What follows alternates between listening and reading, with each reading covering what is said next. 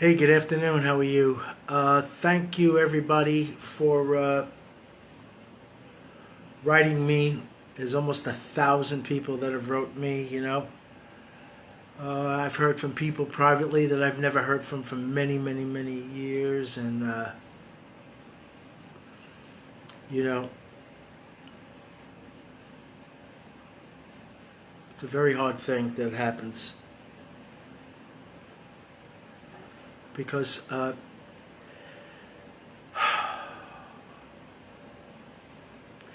me and my little brother, that I always tell you my truth in my life.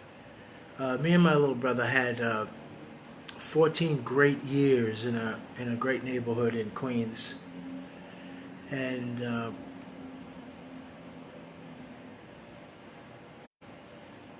through circumstances of life, we lost our foster home, and hi guys, hi Frank. We lost our foster home, so we went to the Catholic Charities, back to the Catholic charity organizations. Unfortunately, my foster father died through cancer, and my foster mother tried to hold on to us as long as she could. And she was a heavy smoker and a diabetic, and they didn't understand diabetes like they do now. So it was, we had big problems. Hi, brother. How you doing? Hi, Richie. So we were separated. The social workers said, no. I said, no, he's my brother. Let me stay with him. I'll go through the orphanages with him. And I wanted to go to the group homes. But for some reason, they took me and him and separated us. They thought this was going to be better. Of course it wasn't. Because hi everybody. I was the nuns in my neighborhood, in my local parish, were very instrumental in getting. Thank you. My nuns in my parish were very instrumental in getting me into this certain Catholic charity organization, the Catholic Guardian Society. And they had these group homes. There was like 10 boys living in this group home, and we were all minorities. But I lived with the white people, so I had no idea what it was like to live with people my own. Hey, Mono. I had no idea what it was like to live with my own kind. And I mean that because I grew up in a white neighborhood. So I was put into these group homes, and my little brother Ross was put into a big institutionalized. And when I heard about it, and when my Father Divine and Father Kelly, of course, and Mrs. Kelly, one of my teachers, we found out. We tried to save him from going into this institution because it was brutal. But anyway, I couldn't do anything about it, and my foster mother, I kept telling her, this is what's going to happen. I said, you're going to turn us into monsters, because the world is going to take it out on us. You have no idea. You have no idea what the system in the 60s was going to do to children like us, especially in a huge institution, and living in an upper middle class family surrounding like Bayside, Queens, and then being put in these institutions, in these hi Ricky, how you doing?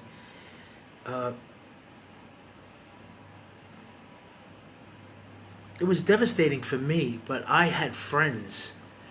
I had friends that were from very affluent families. He didn't. And he was a very young, naive kid. Very young and naive. And he was a black Puerto Rican. And I'm what they call a white Puerto Rican. Whatever. We're all Puerto Ricans in many different colors.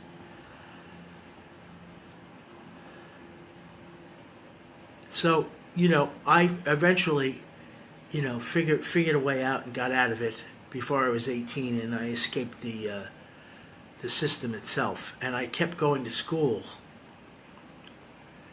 and I was playing bass and I got my union card. I stopped singing because I could never really keep instruments around because they'd get stolen with these freaking places. So it was as soon as school got out in June, I was with my friends. I stayed at their houses. I didn't care. I was living on the streets, but I wasn't living on the streets. I was living in my friends' houses. And of course I'd check in once in a while. Hey, yeah, see you later, and then I'd cut out. So about 1973, I got my union card, and I started playing in gigs, and I still play with local bands and stuff like that. But I started playing in gigs. By the time I was 18 and 19 years old, I was playing around town already. And, I do Riddle Sweeney's, I do weddings, whatever. You know what I mean? If it called for me singing, then I would sing. But unfortunately, my little brother got tortured. He was freaking tortured. I got my first little apartment that I always say about on 2nd Avenue and 89th Street. And it was $99 a month. And my little brother used to stay with me. He used to come and stay with me. And then he went to the Army. And he got tortured in the Army. And I knew there was going to be real problems with him because he went through hell in these institutions. And physical abuse, mental abuse, verbal abuse. And then he got big. Then he learned how to fight. Then he learned how to be an animal. And I used to be very nice around my friends, and my friends in Queens and all that. But when I had to go live, when I had to go back to school on Monday and Sunday night, I had to turn it into a fucking, a hard case. Because if I didn't turn it into a hard case, I was living in the fucking Bronx. I was in trouble. But I still walked around with my fucking hairspray and my crazy fucking clothes and Mr. Glam. And I made the right friends that were going to protect me because I played football, I played soccer, and I made the guys protect me. And I made my friends, You fuck with Chico, you fuck with us. My friend Jackie Curtis is gone now, Big Jack. Big black guy. He was a fucking linebacker. It was incredible. Anyway, they were my friends. And I sang with all the bands in the Bronx. And I played with all the bands in the Bronx. And that's how I made my money on the weekends. Oh, boy. It's so fucking hot in California. It's got to stop here.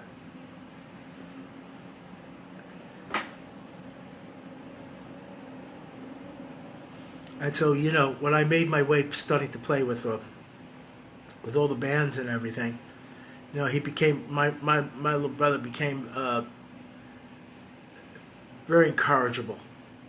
And, he went to jail, he did this, he did that, he became violent, they put him on, they had, later in life they got him on Prozac and things to calm his ass down, but he was in so much fucking trouble all the time. And probably in his 30s, he started coming back to normal here, and as normal as could be, and started driving trucks and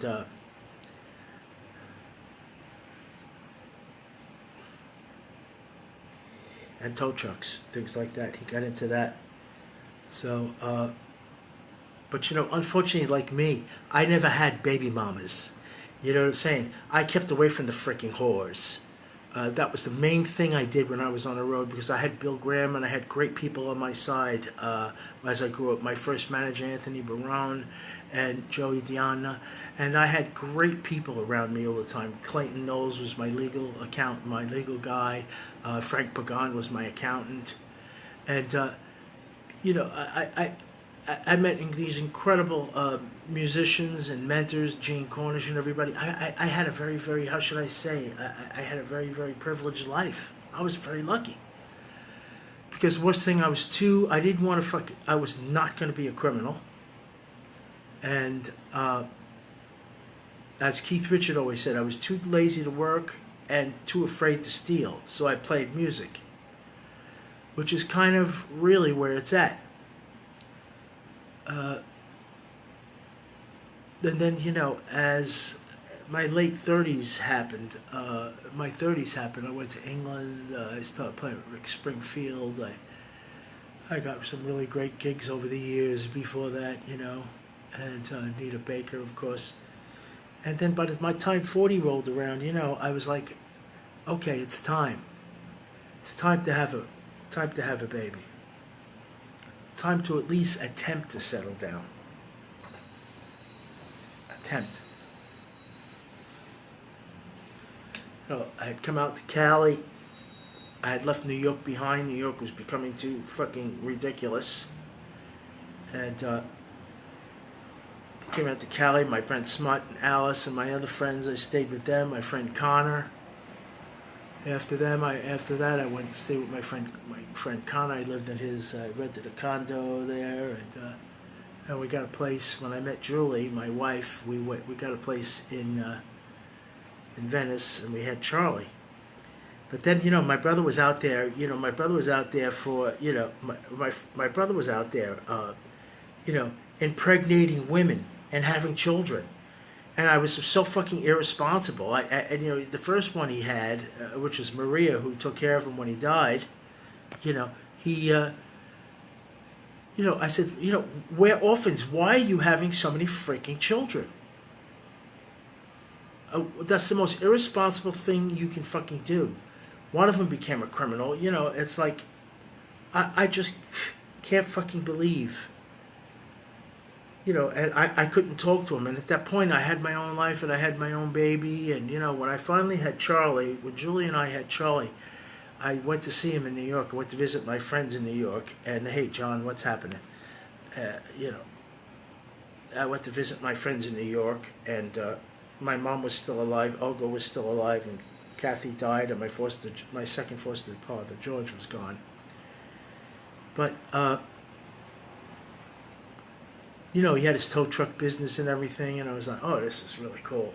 He was finally settled down. And then,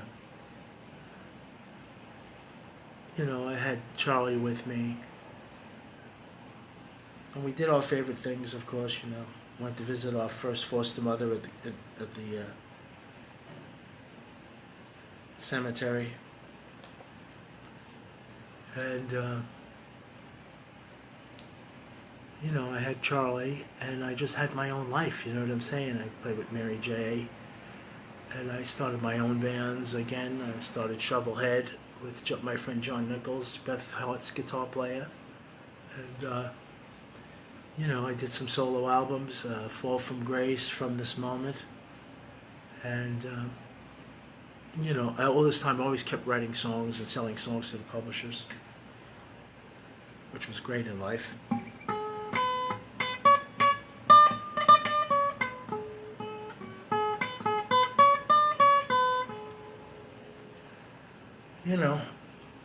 And then I got divorced. I got divorced, and it was a very traumatic time in my life, getting divorced. And I started having these problems with pH and alkaline and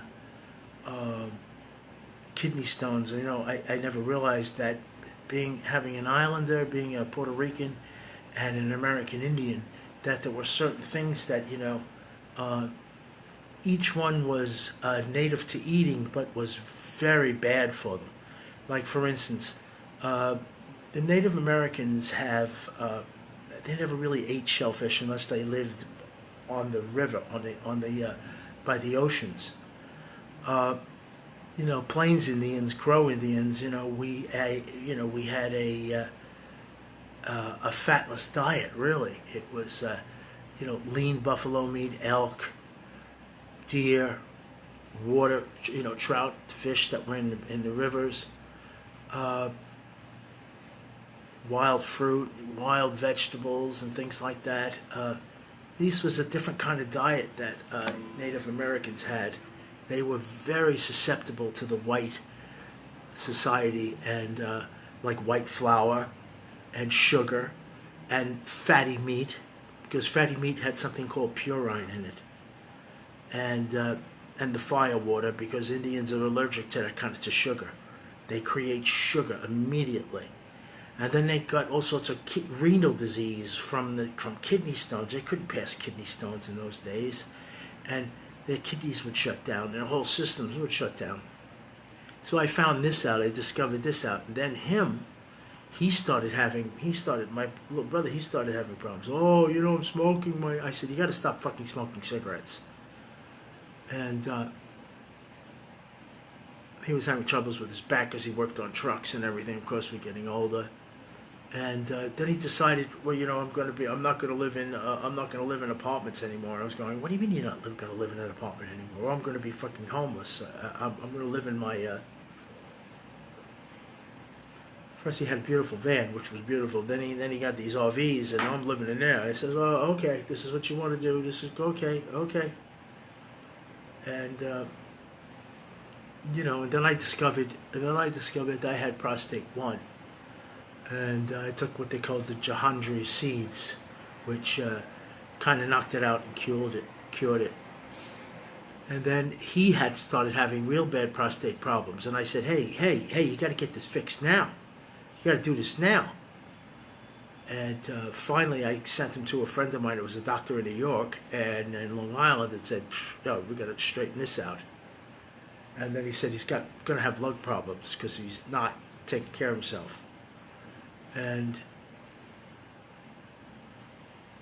so after my divorce, I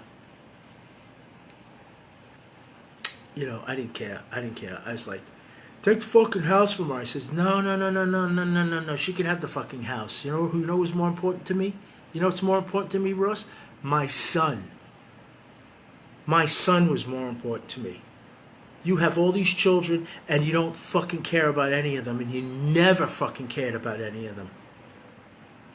I said, but I have one. That's all I care about is him. Her? Like the rest of them out there. Like all these girls. Look what I had the last one. So where we come from, and where I come from, I don't mind giving my heart. But boy, when you destroy that heart and you destroy what I've been through in my life, you understand? Deborah Ripper, why love means so much to me. Oh, you should let that girl go and all this and all that. I don't let anything fucking go. For somebody fucking, you trust somebody and they destroy you, especially when I got the cancer and somebody abandoned me. What do you think I was my whole life? I was fucking abandoned. You have to go through deep therapy to understand after the divorce and everything else. Deep therapy to understand what abandonment really means. Danny Kahn, what a freaking coach. One of the best coaches we ever had. Danny Kahn Danny, everybody was here. One of the great rugby player, great coach. We won some titles with Santa Monica with my son and everybody. Oh boy. But these life lessons that these life lessons that I've learned that's all that mattered to me was my son. And I fought for my son. I was a football coach. I worked with rugby. I fought the freaking coaches on it all the time with all the kids. And I say, you're not understanding who these kids really are. But that's the way it was. That's the way I saw it. Those kids used to come to me because they saw the relationship that I had with my son. They used to come to me all the time. Why am I this and why am I that? And I said, there's 20-something of us.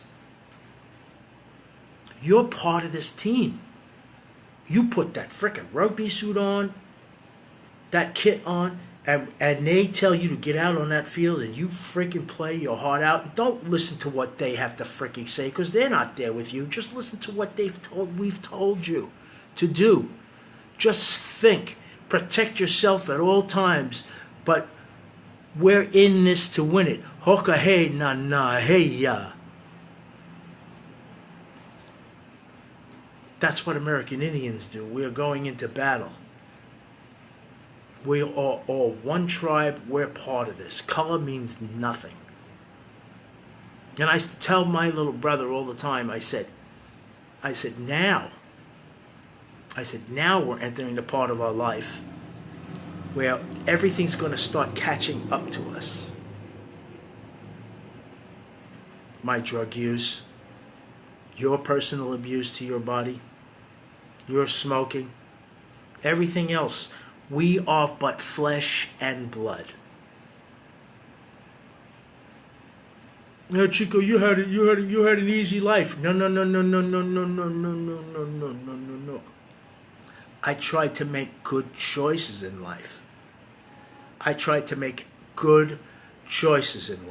That's all. My son was my number one thing in my life. I didn't care about my ex-wife. I didn't care about her fucking family, everybody else. That's all. As long as me and him were cool, I don't care. You know what I'm saying?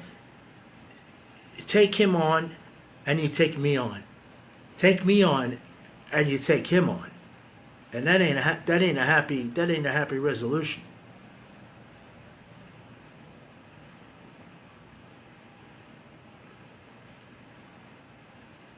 So when I was getting sick, of course, his daughter, Maria told me, he didn't want to tell you that he was getting sick, that he was having problems. And of course, I found out and I knew. Then when I was feeling better, I had my little operation. I went through my hell and everything else. He said, "Oh, we're even now. And I said, You goddamn right we're even now, because in the presence of the Lord, I might go there. Maybe you're gonna go there. Maybe you're not gonna be able to beat this thing. But I said, if you made one contact and you did one good thing, is that you got Maria with you. That's one good thing. You've got Maria. Now we're even, because you have your daughter and I have my son.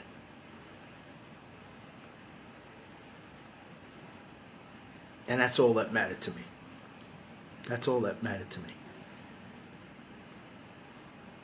Because I said, you can go the wrong way, you can go the other way, or you can take the frickin' world head on. And everybody. Because ain't nobody giving you nothing. When you're out on that rugby field and you're out on that football field, it's you. That's why when I was a kid and I played frickin' sports, it was like, me and you, it's me. I ain't going down for anybody. You're going to take me out. You got to remember, you got to take me out. You better take me out, because I'm going to get up and I'm going to come back and I'm going to get you. If 5 of you get me, I'm going to get you all one by one. That's just the life of the survivor of what we did. That's how I lived. I don't want him to be that way. I never wanted him to be that way. I said, there's no fair fighting in the world. There's no such thing as a fair fight. If you're a professional boxer,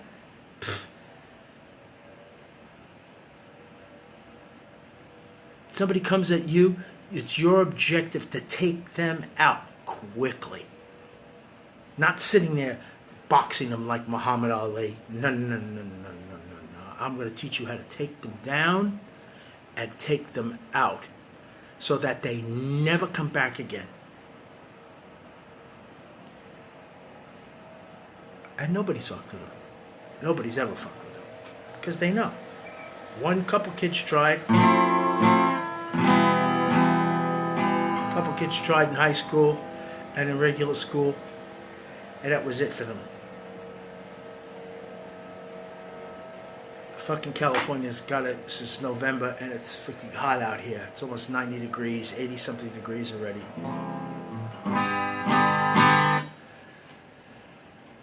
And he died peacefully. Well,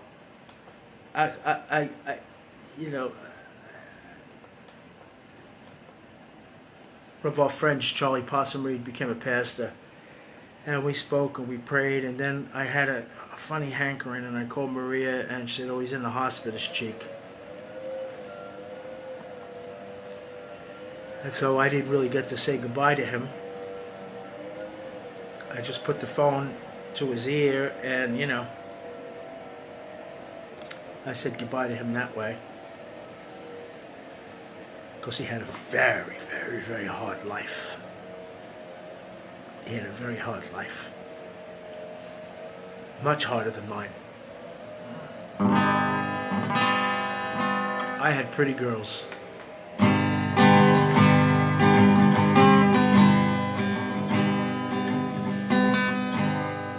I had pretty girls.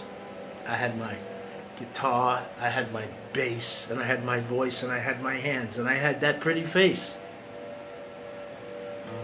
I was very lucky. I was very lucky. And God made me, God gave me the gift of the mouth, of my mouth, to be able to talk and do the right thing. That's why I'm here with you guys. As so many people wrote me, and so many people said to me, you know, I watch it all the time, I listen. Don't think that we don't. Don't think that I don't. I listen to what you say all the time. You know, it's very beautiful. Some of the things that people wrote, especially on the page.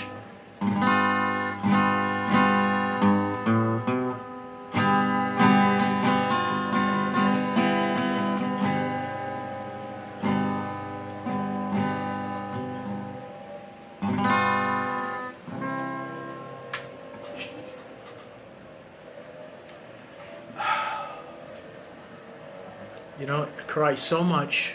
I think I cried so much that I dehydrated myself. It's like I didn't know there's that many tears that I had left in me. I didn't know. Right? Amazing grace, how sweet the sound that saved a wretch like me. I once was lost, but now I'm found. I was blind, now I see.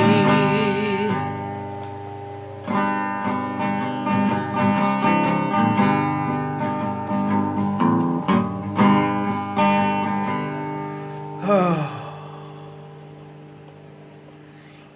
'twas grace that taught me my heart to fear, and grace my fears relieved.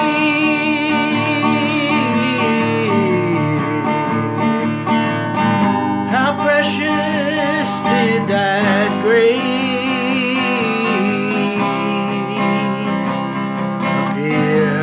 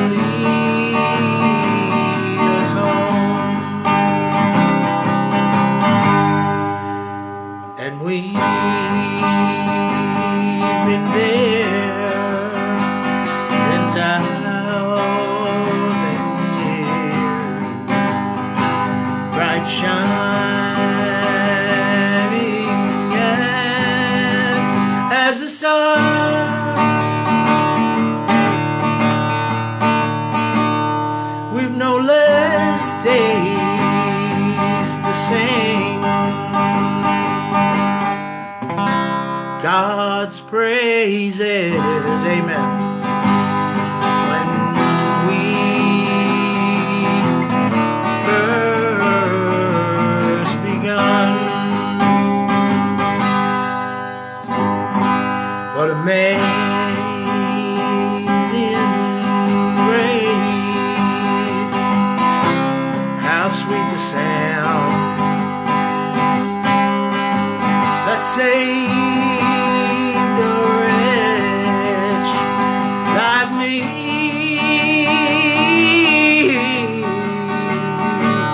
I once was lost, but now, Jesus, I'm found. But I was blind, but you made me see. Yes, I was blind, but you made me see.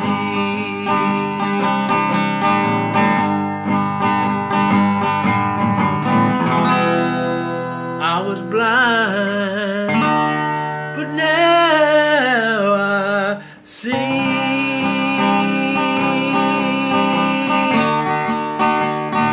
Now I see.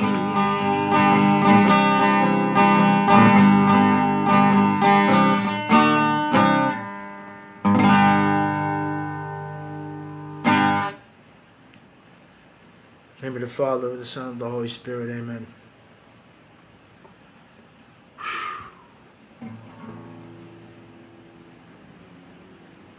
I'm tired of losing everybody. My, you know, Frankie Benali. Oh, Jesus Christ, Rick Ocasek.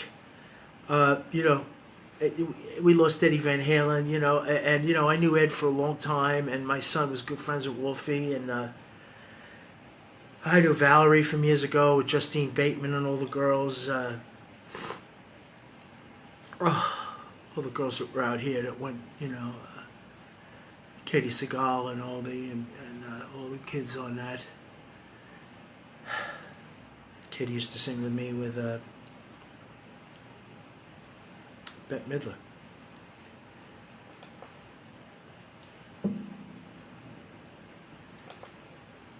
You know,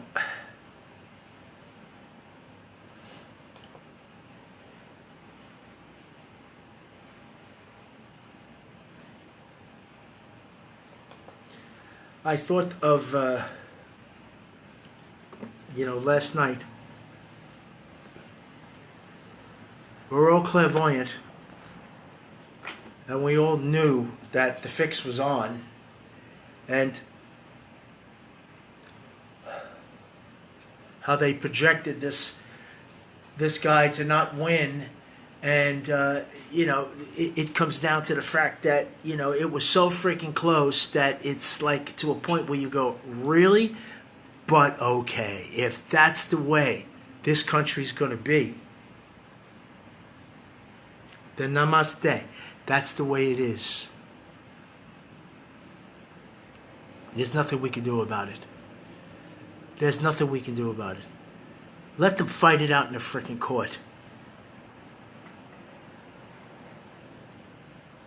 If that's how they want it, so be it.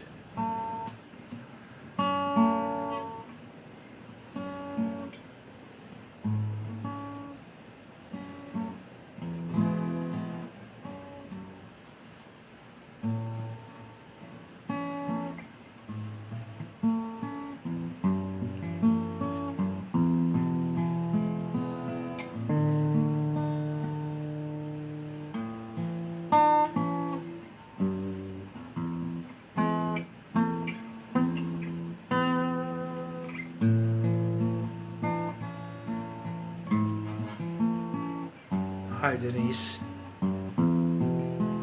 Thank you for your kind words.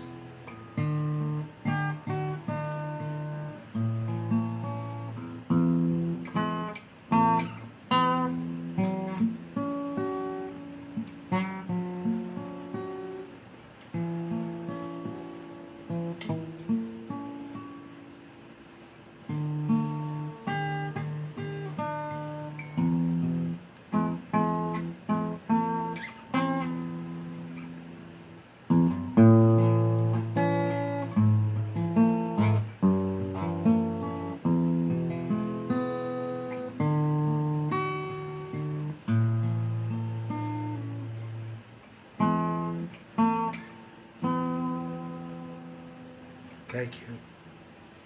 You know, my little brother didn't really like music. It's very funny. It's very funny because being my foster mother, you know, we used to dance all the time, and you know, like I do, like Secret Love and things like that. Because my mom liked Eddie Arnold, and she liked she liked all sorts of music. That's where I really got my love for music, was for my foster mother. And you know, she was used to, her and my foster dad used to go out and dance all the time. And you know, we used to have supper clubs and go dancing and things like that. And you know, my mom used to teach me how to dance and all that, but I was Puerto Rican. Hello, it was naturally in me. And you know, she'd say to me, you know, all the girls like you, so don't dance with the pretty ones first. And I go, why not? Why not? Why not? She says, because it's those other girls that are really waiting. And they know how nice you really are.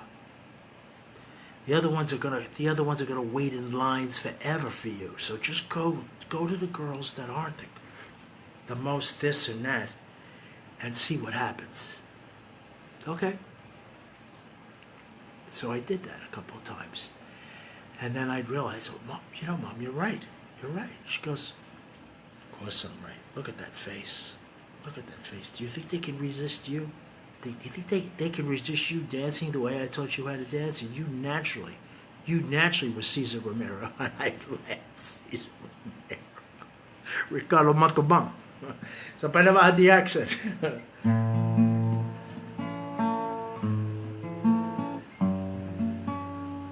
You know, but my little brother, he hated music. He hated freaking music.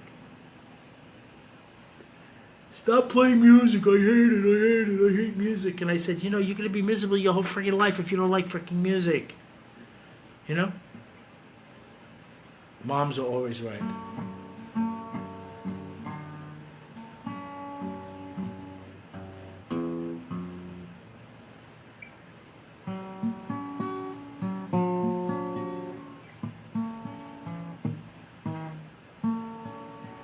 Anyway, he loved Amazing Grace, and he loved Michael Row the Boat Ashore. And I used to sing in all the, you know, I used to sing in all the churches. My church, my local church, when we had what we called folk masses. And I had Sister Mary Como. I always talk about her. God, she was incredible. And she said to me, "Now, Charles, come on, Charles.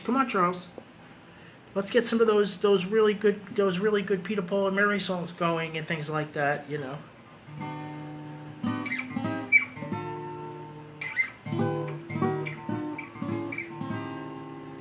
And you know, the nuns were very anti-war, so you know, blowing in the wind and all that, you know.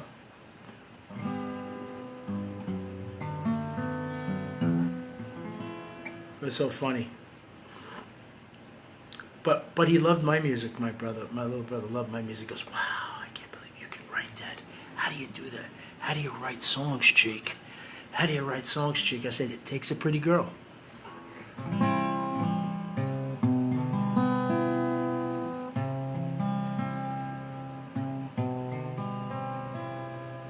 And that was so true.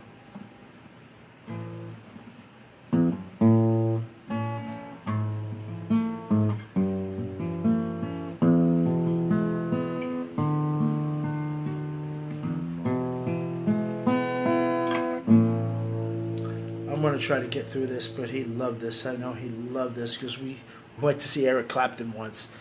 And, you know, I says, you know, we went backstage because I knew Lee Dixon and my friend Danny Shea was alive at the time. And so we went to Madison Square Garden. We went to see Eric, you know what I mean? And I met Eric so many times. Anyway, you know, since I'm 12, I said, remember when I went to cut score, I went downtown and I met Eric Clapton? He said, "Yeah, I had no idea. They were just cream. I thought you put that in the coffee." I went, "Whatever, Russ." He was oblivious to it. Why you wearing makeup? How come you got pants on and high heels and stuff like that? I mean, you got girls. You're not gay, right? I go, "No, I like girls. Girls like me. Stop." Bye. Anyway, I gotta dry my hands. It's so freaking hot here. It's ridiculous. It's so freaking hot here. I'm so tired of California. I'm getting out. I'm leaving soon. I'm leaving by the spring. I'm getting out of here. I don't want to be here anymore.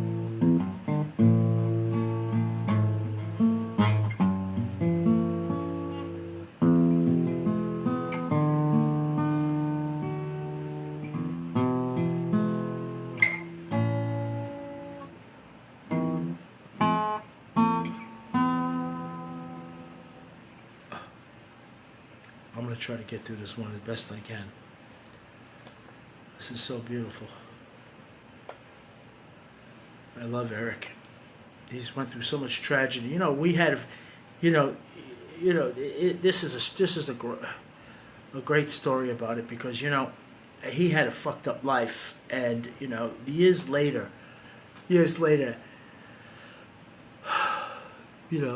I'd see him all over the world, and this friend of ours was seeing him. A couple girls I knew were seeing him. Anyway, this one particular girl, Charlotte Lewis, and of course Sheryl Crow. But Charlotte, we went out one night, and I was seeing this other girl, and we went to this old place called Emilio's. And Dean Martin used to go there, and people knew stars, but they were kind of an older crowd, which was great. So people would, there's Eric Clapton, but nobody came over and did their bullshit like now and all the crap. But we were talking about just life itself, and how his and my life kind of ran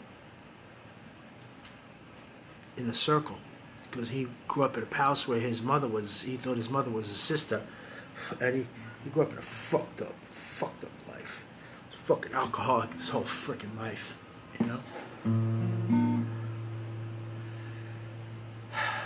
But I love this. And then I saw him after his baby died, and he wrote this, but I thought this was great for my brother.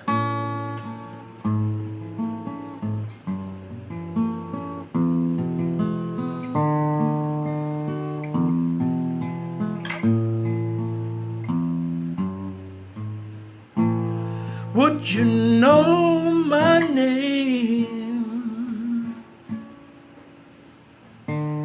if I saw you in heaven? Would it be the same if I saw you in heaven? I must be strong and carry on, 'cause I know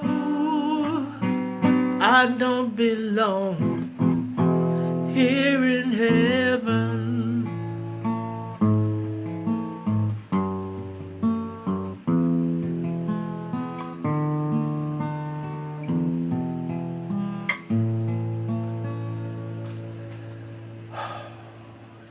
Just hold on, please. Oh my God. Would you hold my hand if I saw you in heaven?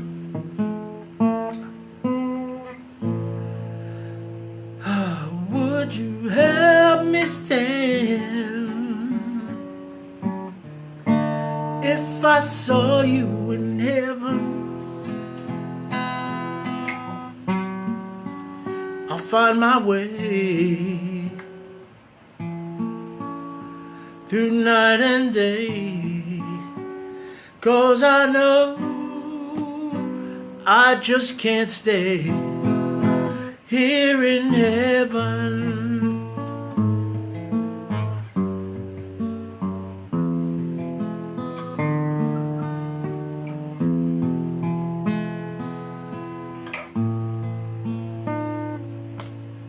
Beautiful. Time can bring you down, time can bend your knees.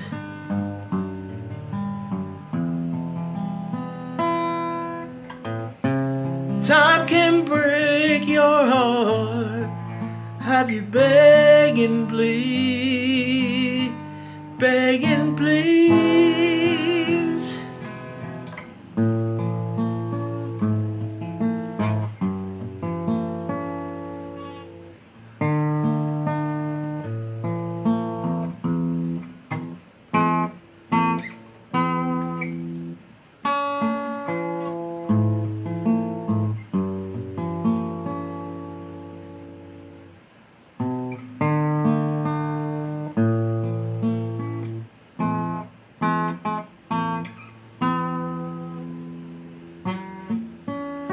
beyond the door. There's peace, I'm sure, but I know there'll be no more tears in heaven.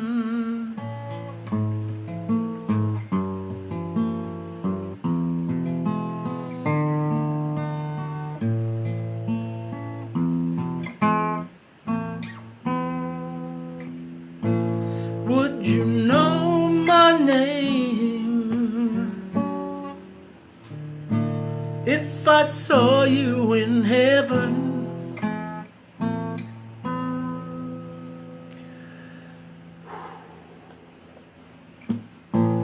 Would it be the same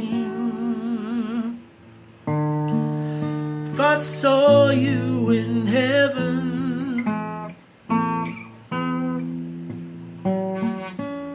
I must be strong and carry on, 'cause I know I don't belong here in heaven,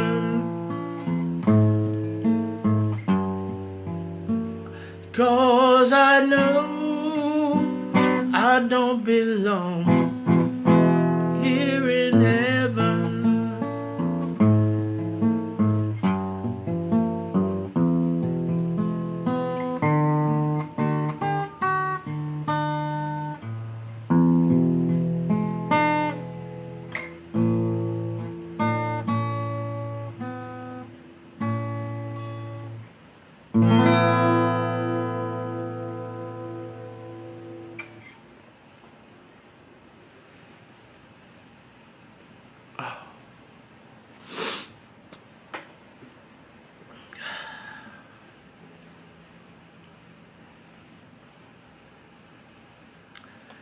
I loved him so much. He was just, I couldn't protect him. You know, there's only so much you can protect somebody. There's only so many people you can protect in the world.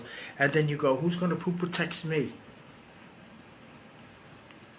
Who protects me? That's why I had a wife. That's why I had a wife and a girlfriend that, you know, oh boy, I thought, oh, that's it. This is going to be it. Boy, do you become stupid in life.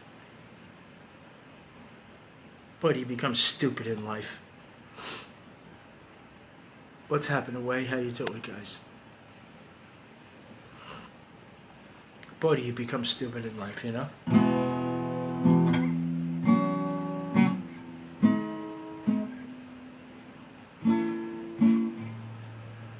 Oh, you become stupid. And these idiots in this freaking country, now we're going to destroy the country. Now you can never trust the media. Can't trust the fucking media anymore. No. Can't trust the media, where they had him ahead by 12 and 19 points, and then all of a sudden he's winning only by a 1 percentage point. No. But that's what they want. They want civil war. They want hate. They want mistrust. This is the Democrats. They want a one-party system. This is it. They don't want a competition. But I say, give them hell. I say, give them hell. Go to the court. Go to the Constitution. Recount everything. I could care less.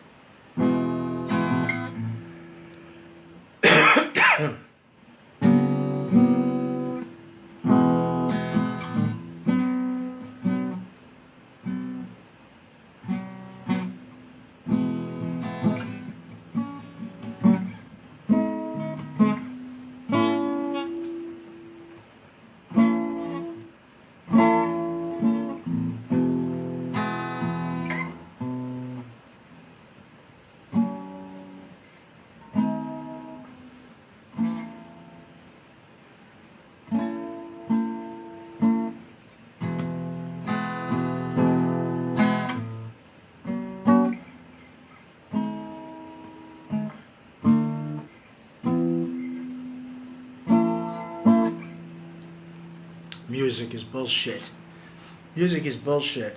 You haven't been through music like I've been through music. Music may be good when you're sitting by a campfire or this or that and the other thing. But as a business, what are you fucking mind? People don't know. Fucked everybody up in music.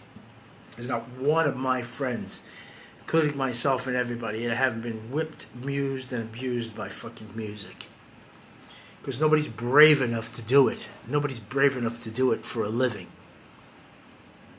Nobody's brave enough. There are very few people that are brave enough that went all the way and think you're going to be okay, you're going to be in one piece. You're fucking wrong. You're fucking wrong. Every time you go to those filthy, dirty, dark backstages, that's where the devil resides. That's where the devil resides. Because once you get out on that stage and you start pulling your bullshit and doing this and doing that, and you know, oh, I'm this and I'm that, you'll see what fucking life has to offer for you. You know, you're glad that you have your little wife and your family and your little house and your little home, because you don't want our life. You don't want our fucking life. You know, that's why I never joined those fucking stupid ass bands. You know, I never joined those stupid ass bands because I knew what kind of shit that was going to be. Music is a healer, but what goes into that music that heals you is incredibly destructive.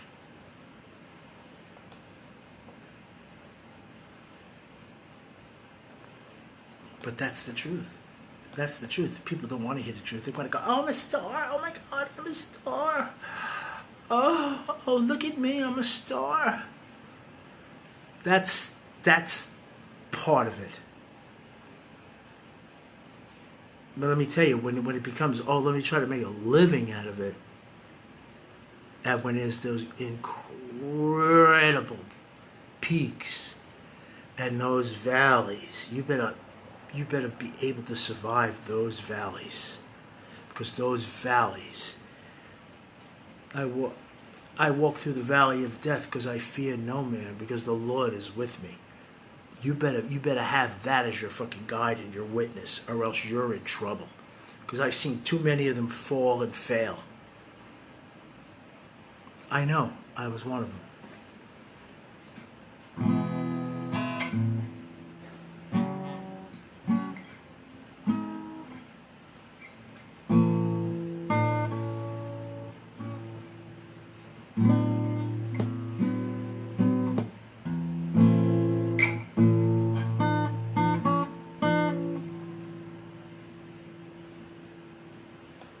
I love this one. This one was so beautiful.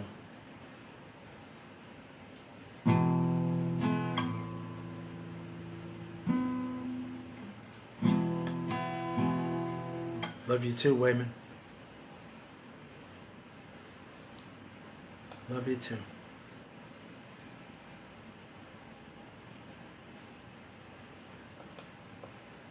You know, because my little brother didn't believe, you know. Thank you. Cool, bro. My brother didn't believe like I believed, you know, because I've been to the other side. I ain't going to share anything about that because I don't want anybody to understand I think I'm a wacko or anything. You know, I know there's something else. I know the other side is the other side because I almost went there a couple times, but it's not ready. We can, brother. Cool. You know, you're not ready. I wasn't ready. Just the way it was.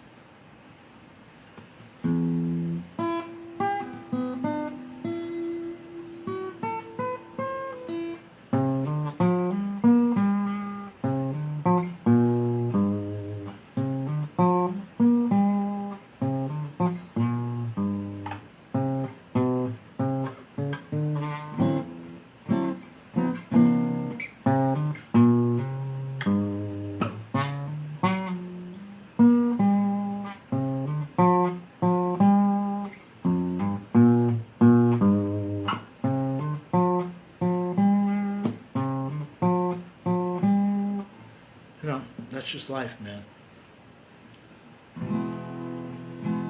I don't even think I can make it through this one.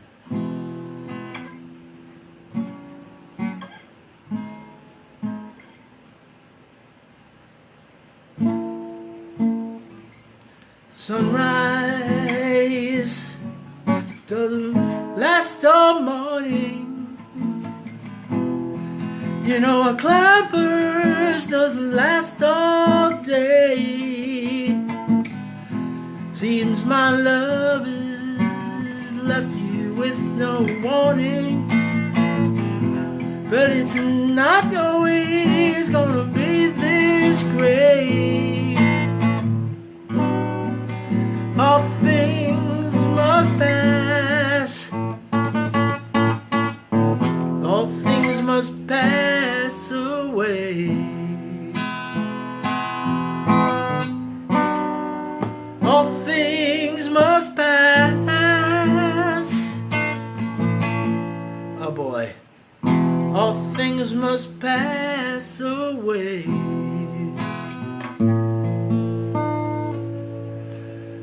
Oh, Georgie.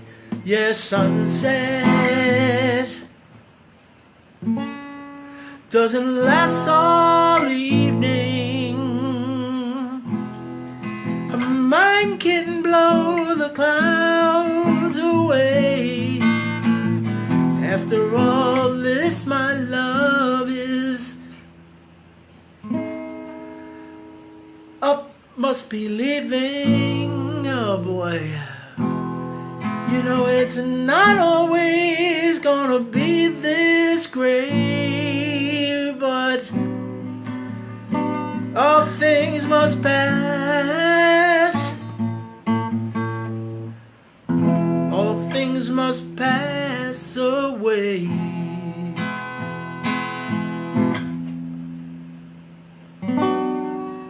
All things must pass. All things must pass away.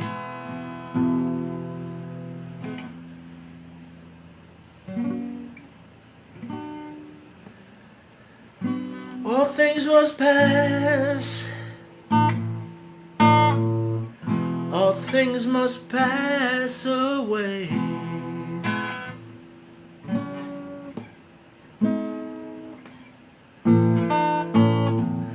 All things must pass away.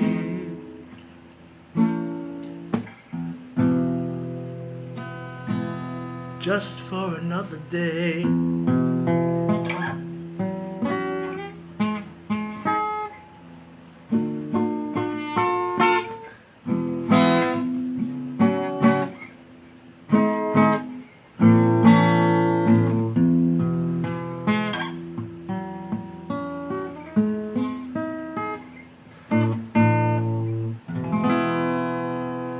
Oh boy, that's too much for me. That one's too much for me. Oh.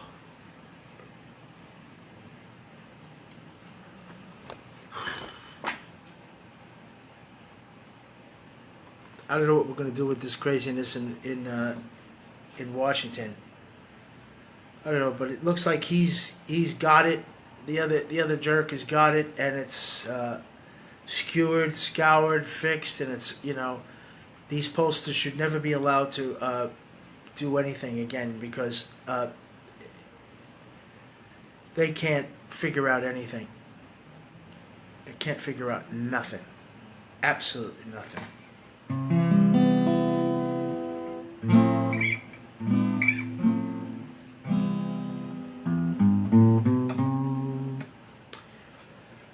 They can't figure out anything. They were so wrong on all the fronts, and now everybody's just supposed to believe, oh, we won, that's it, see you later. Oh yeah, we won by 0 percentage point, and that's it. Well, I guess so. If that's the way everybody wants to be. It's okay. It's okay. That's the way the Democratic Party wants it. They want to be socialists, and they want to be a one-party system and take over America. That's it. It's okay. It's okay. It's all right. It's okay.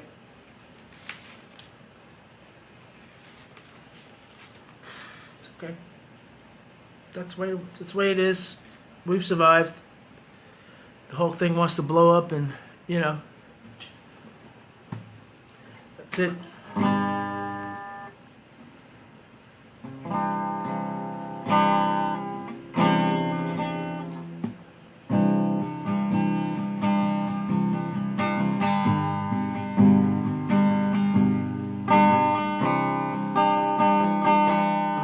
not scared. What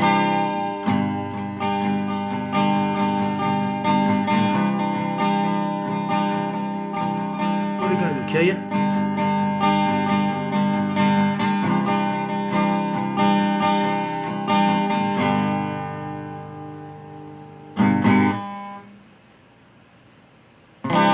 I never met one like you that stole my heart away. It ain't happened for a long, long time. Every time that you look at me, it's true. It's just come as no surprise. With a wink of an eye, you had me at hello. Don't you ever let me know. Now it's plain to see, it's just a you and me.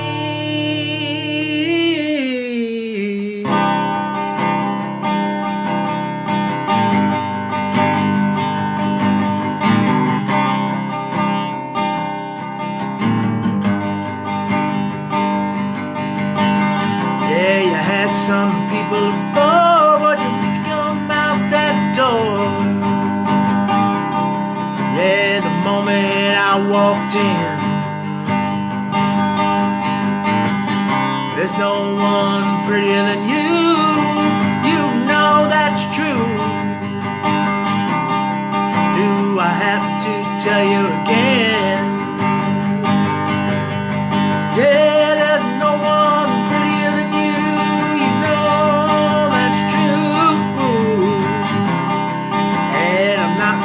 Tell you again. Now I'm counting on you to see me through.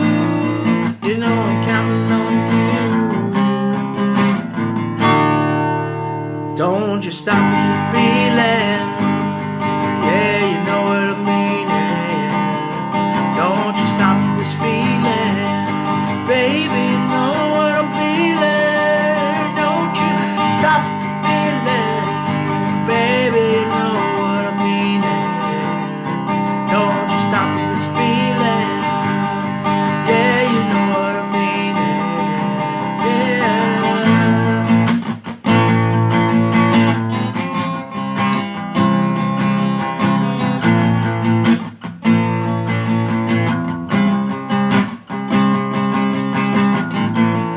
Now it's plain to see, baby. Now it's plain to see, there's just a you and me. Don't you stop the feeling, girl, you know what I'm feeling. Don't you stop the feeling, baby, you know what I'm meaning. Don't you stop the feeling, baby, you know what I'm meaning. Don't you stop the feeling, baby, yeah. No one prettier than you. You know it's true. Ain't letting you go, no, no. Boy, you kicked him out the door the moment I walked in. Don't you stop the feeling. Yeah, you know what I mean. Don't you stop the feeling.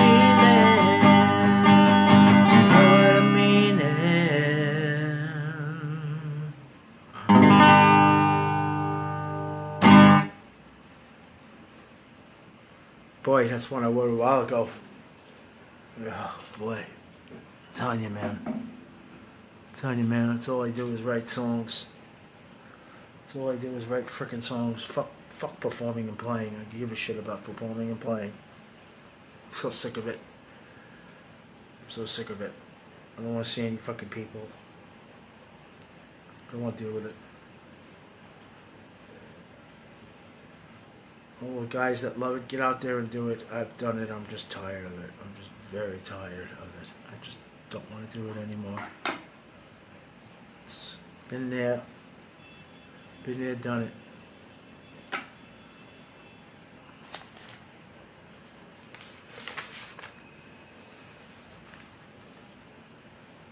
Well, I'm looking for something. I'm looking for something, somebody to love me. I'm looking for somebody to love me. Really? Listen. If you gotta get off your rut, and you gotta prove it. There's a lot of talk going on, but ain't no action. A lot of talk, but ain't no action.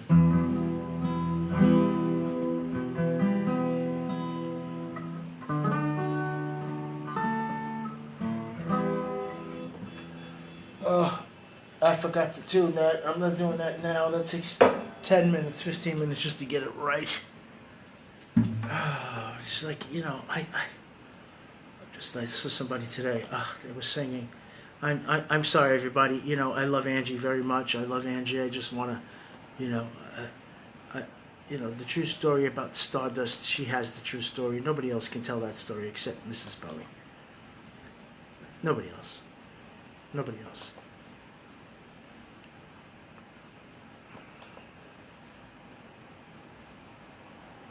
Nobody can tell that story.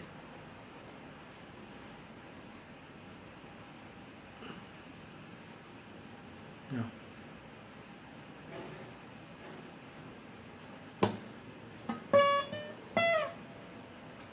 Where it stops, no one knows.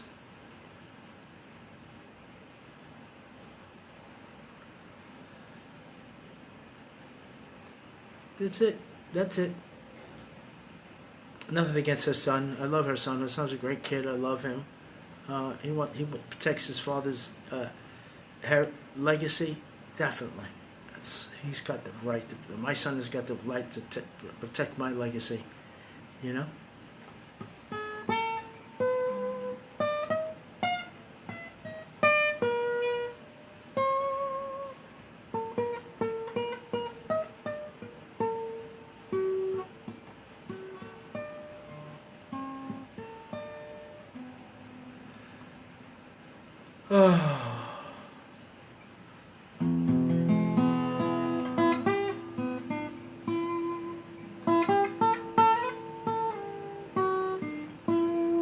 Yes, you see, without dropping any cat out of the bag, because I know the story. He wanted to protect his legacy, and all these big stars. That's why I say it's all music business, a bunch of fucking wankers. A bunch of wanks. You know what I mean? He wanted to protect his legacy. His legacy. Oh, I never really liked men. Really, David? Never really liked men. Oh. And you were hanging out with Romy Schneider and Mandalay and all these girls for a reason? For what reason? Really? Oh, you want to protect your legacy. That's nice.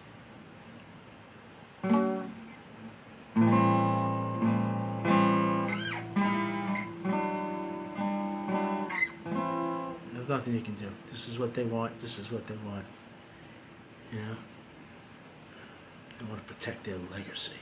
Their legacy. Oh yeah, you're running around like a fucking tart for years. You want people to say that. Oh yeah, you know what I mean? It's okay. Okay, I know the truth. And I don't care. You know what I mean? Oh, I was never like that in those days. Oh, I'm sorry, I was never like that. Oh, really? Oh, really, Cheek? You were never like that? Oh, excuse me. I'm sorry. I heard this girl this morning doing this song. I was just like, fuck, I'll give you a couple of freaking belts of it. But, I ain't going any further in it,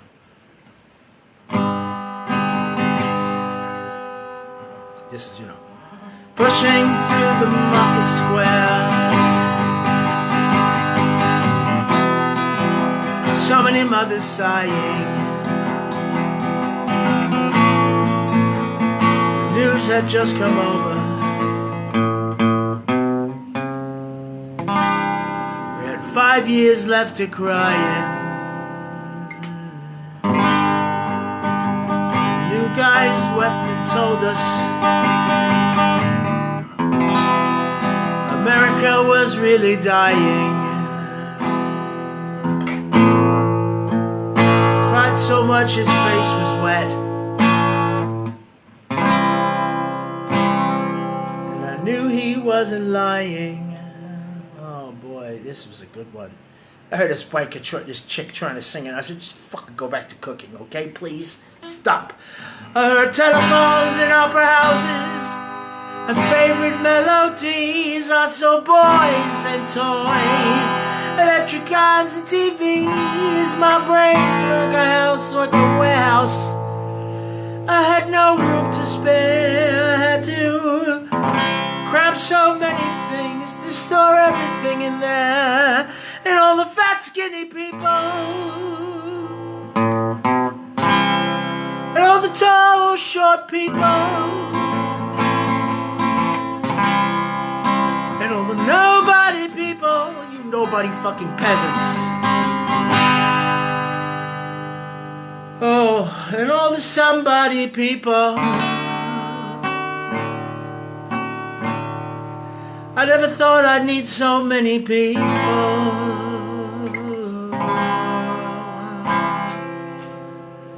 Oh, you bastard. 'Cause a girl of my age went over red,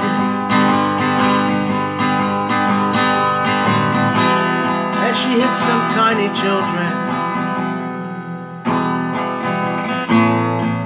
If a black cat ain't pulled her off, I think she would have killed him. A soldier with a broken arm fixed a stare to the wheels of a Cadillac. Oh, this is a great one. Cop knelt and kissed the feet of a priest, and a queer threw up at the sight of that. I think I saw you in an ice cream parlor, drinking milkshakes cold and low. You were smiling and waving and looking so fine, I didn't think you fucking knew you were in this song. Well, it was cold and it rained, and I felt like an actor, and I thought of my mom and my little bro, and I wanted to get back there, your face, your race, the way that you talk, kiss you, oh you're beautiful, and I want you to walk. We've got 5 years stuck on my eyes, 5 years, baby, what a surprise. 5 years, you know my brain hurts a lot. 5 years, 5 years, what a surprise. And he sang like Anthony Newley. 5 years, what a surprise. We've got 5 years. You know my brain hurts a lot. 5 years, that's all we've got. We've got 5 years, maybe.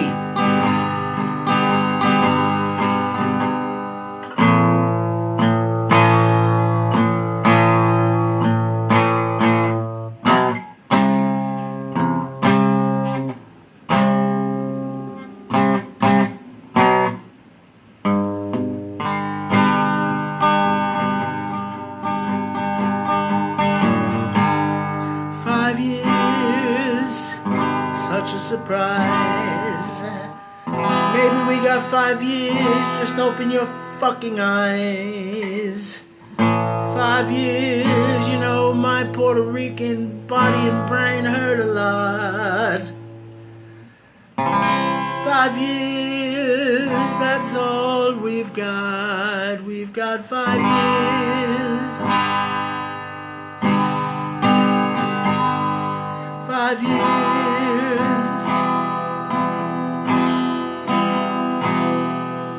5 years.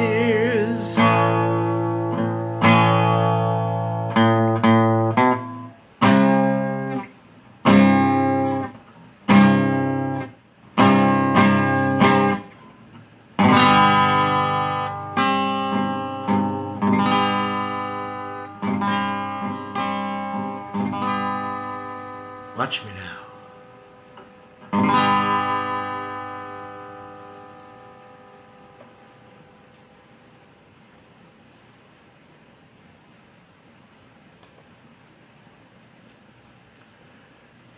You can't make stuff like that. You can't make stuff like that.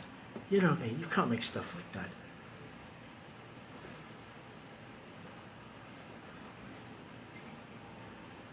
That's a once in a lifetime. That's like painting the Mona Lisa. You know what I mean? That's like, hey Doug, what's happening? That's like painting the Mona Lisa. You do that fucking once. You do that 10 times. You know. Like fucking Salvatore Dali. You have an acid trip. You bang 400 girls, and then you know, you do fucking you know, pound of fucking blow, and you know, smack, and you drink fucking Chateau Lafite and you know, Chateau Latour, and you're out of your fucking mind. And, you know, and all of a sudden, no, you paint Columbus. That only happens once in fucking life. You know what I mean? Oh, the music business. I want to be in the music business. No, you don't. No, you don't. Because when you're up there, you destroy everybody down there. With all your bullshit and everything else. There's not one of these motherfuckers that I know that hasn't destroyed somebody with their bullshit. With the fame and the crap and the bullshit. You know?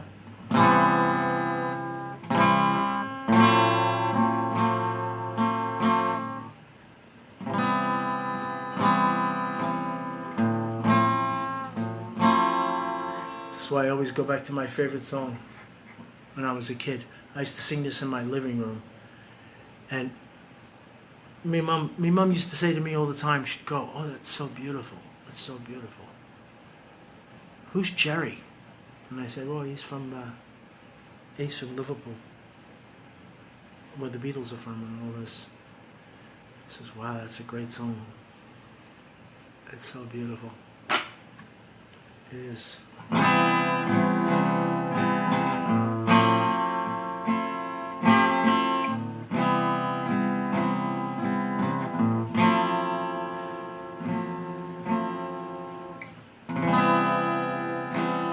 Don't let the sun catch you crying. No, no, no.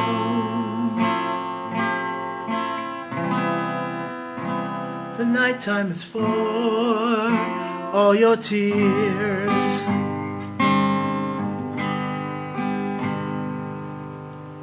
Your heart may be broken tonight, but I promise in the morning light, don't let the sun catch you crying. Don't let the sun catch you crying. No, no, no.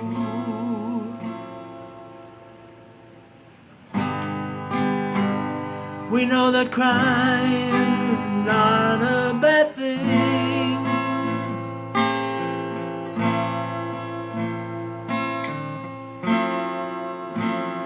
So stop your crying and hear those birdies sing.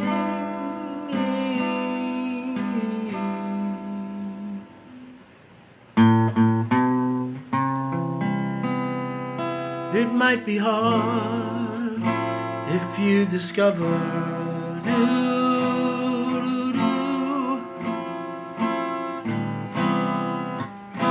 that she's left you for another. But just remember that love's a game. It will always come again, because Don't let the sun, I won't let it catch me crying. No, no, no, I won't let it catch me crying. No, no, no, don't let the sun catch you crying. No, no, no, no, no, no, no.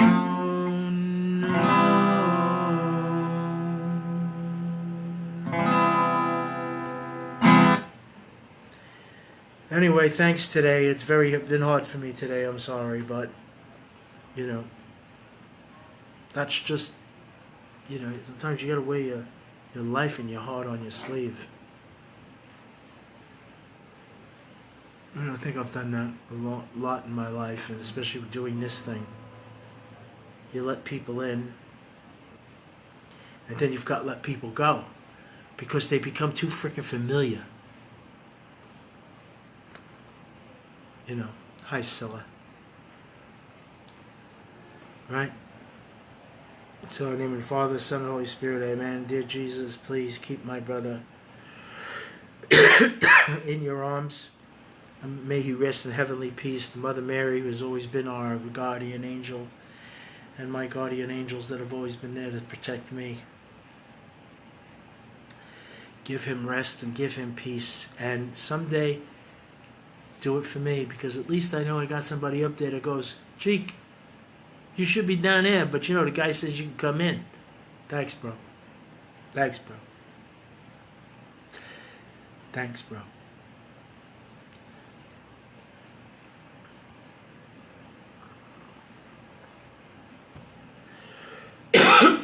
Air conditioning, here we go. Anyway.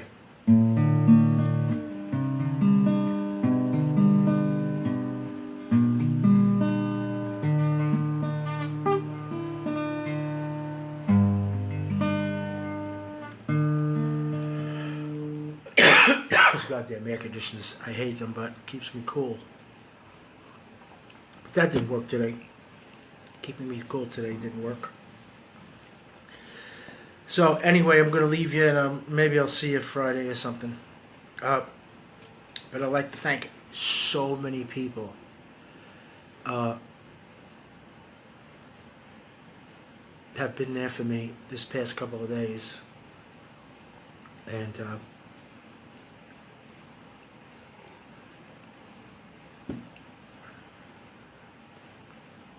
I just tried to answer everybody, because I mean, it was just so, the things that some of you guys said were just so incredible. It was just so beautiful and heart touching, and it really eased the pain a lot. It really did, and I've had a very, very privileged life.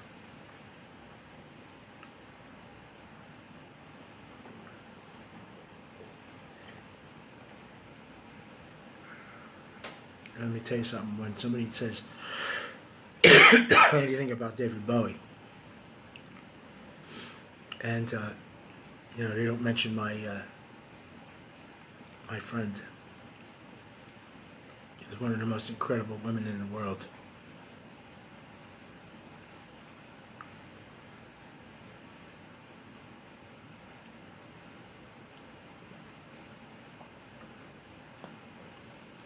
Everybody needs somebody to love, right?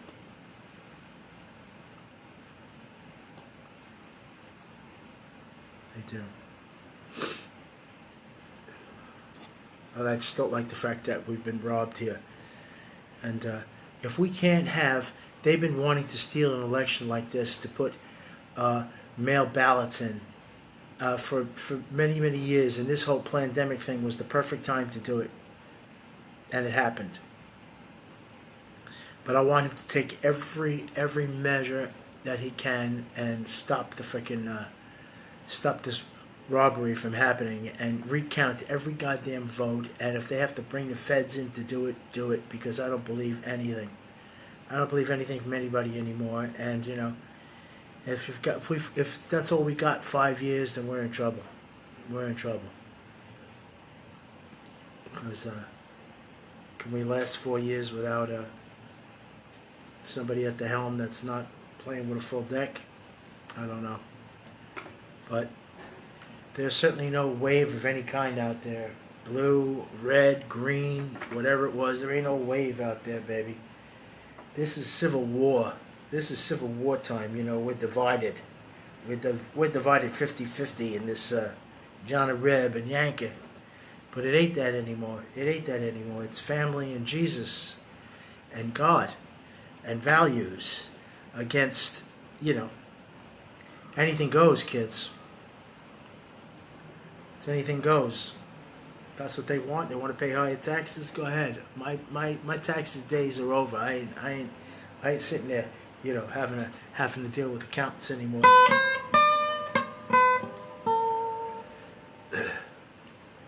We'll just have to talk about clothes and other things in life and not deal with this political stuff anymore. This was fun for a while, and now it's done.